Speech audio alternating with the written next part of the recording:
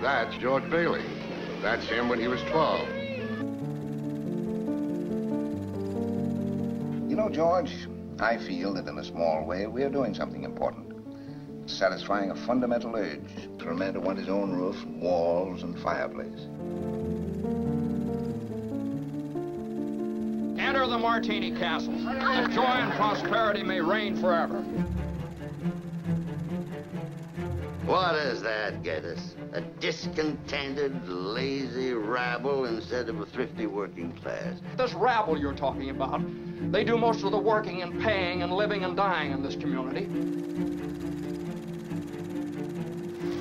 Don't look now, but there's something going on over there at the bank, George.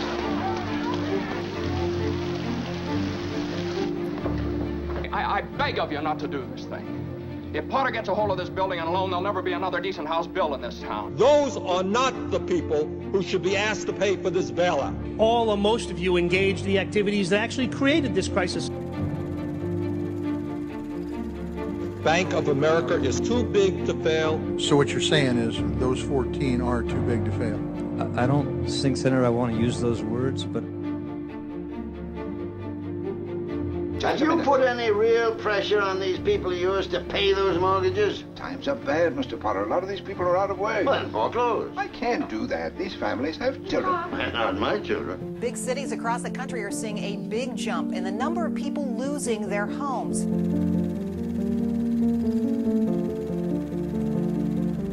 All right, now, Miss Thompson, how much do you want? But it's your own money, Now, George. don't mind about that. How much do you want now? I can get along with 20, all right. $20, fine.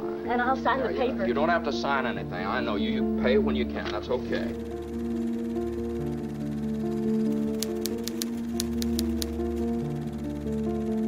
Millions and millions of dollars paid out in bonuses by the insurance giant AIG. The 20 largest bailed out banks received $283 billion in taxpayer money, and the executives running those 20 troubled banks still received enormous paychecks. Yeah, but we've got to find that money. Uncle Billy, look, do you realize what's going to happen if we don't find it? Banks are hoarding the money. It's like taking the American people's hard-earned tax dollars and slapping them in the face with it. Where's that money? You realize what this means? It means bankruptcy and scandal and prison. One of us is going to jail. Well, it's not going to be me.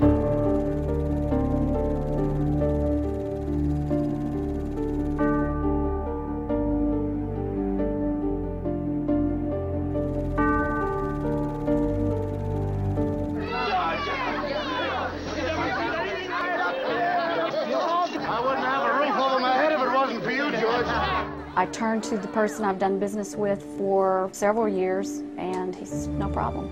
That person was CEO of a community bank. Banks like his have funds to loan, even while the larger banks have slowed or even stopped their lending. I don't have one single penny in any of your banks, not one, because I don't want my money put into CDOs and credit default swaps and making humongous bonuses.